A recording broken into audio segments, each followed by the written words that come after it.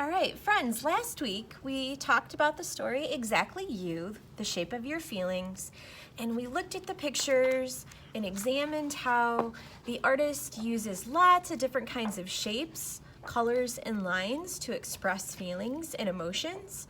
And what I wanted you to do last week was take that idea and design some of your own creative paper and then cut out some nice shapes that we could use to put together in a shape collage that expresses who we are, what we think, what we feel, and what makes us unique and different. So you should have lots and lots of shapes. Now I do. If you do not have your shapes done, I want you to do that first. If you have not done that lesson, you need to go back and look at that lesson first and come back and do this. So for today, what I want to do is show you a few more things that you can do as shapes before you glue them down.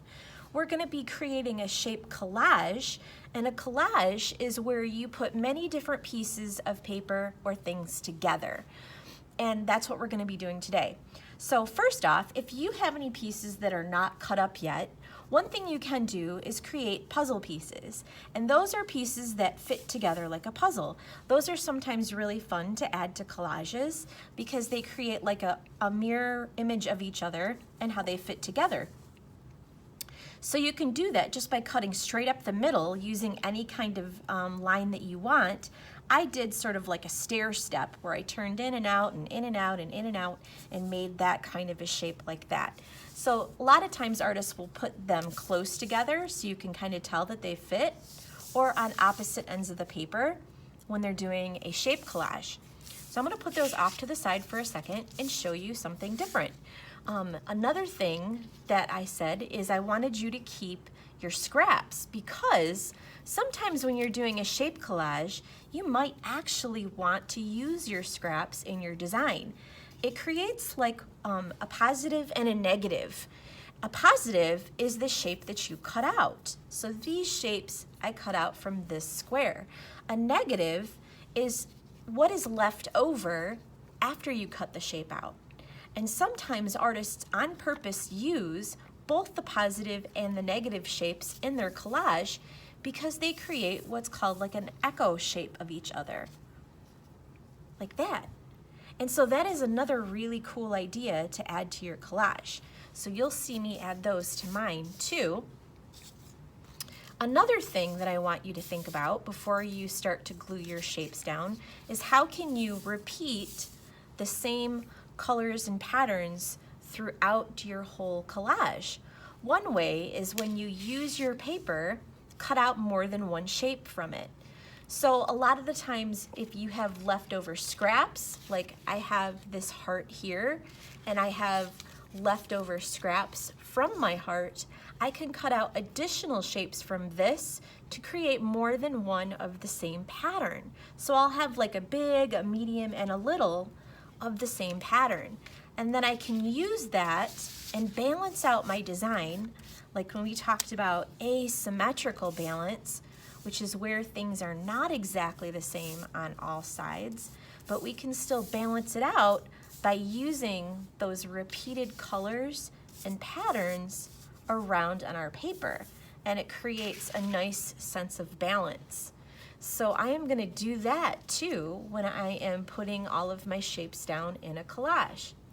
And the other thing I want you to think about before you glue things down is if you have a shape that you made last week that you don't really like, you're not stuck with it.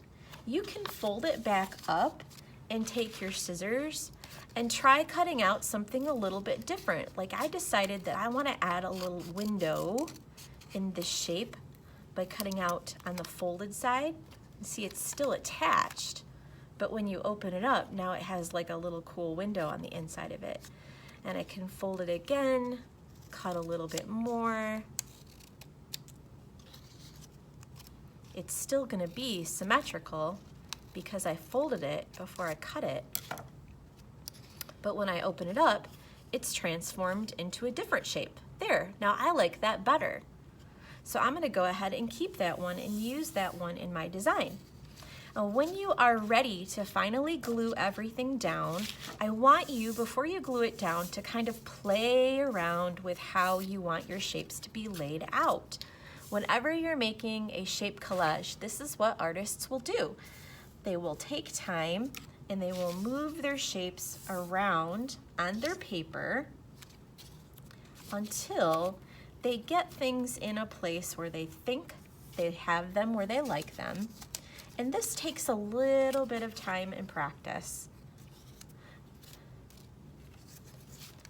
and design. So you try it, you move it, you try it somewhere else, you can move it, put them different places, see what things will fit where. Sometimes you'll discover that you need to cut out a few extra shapes. Sometimes you'll discover that, wow, you have actually too many and you might not need all of them. There's my little newspaper heart. So I'm gonna take some time and I'm gonna try to balance my paper so that it has about the same on both sides, but it's gonna be asymmetrical, so it won't be matching.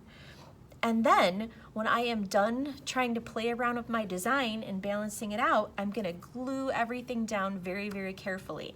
Now when you're ready to glue, you're gonna take the glue, and remember, artists glue usually around the edges of their shapes, not all over the whole shape, because you can actually get the paper too sticky and wet.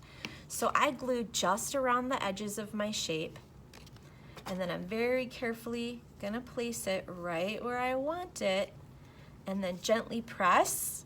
And the reason why we do that is so that we can make sure all the corners are stuck down. Now, if you have a little corner that's popping out, like I have right here, you can just gently lift the corner, take the glue stick, and rub it right down and press again till it's stuck down completely. Now, when you have all of your shapes glued down, your big ones, you can glue on some littler shapes to fill in the spaces. Like I saved lots of my little scraps, and I can use those and place them in any empty spaces where I think could use a little bit more detail. And I can try to squeeze them in different places. Another thing you can do is, if you don't have enough small pieces, you can cut some of your bigger pieces up too. So I want you guys to get started playing around with and practicing laying out your shapes. If you do not have enough different colors and shapes, you could go ahead and make some more designed paper, cut out new shapes out of different paper. Once you get them all glued down, the very last step is we're going to use marker or crayon detail to add some lines between our shapes. And you will see me do this here in a couple of minutes, because I'm going to speed up the video and you'll get to see how I add all the extra little sprinkles of details around in my paper using marker and crayon to make it look completely finished.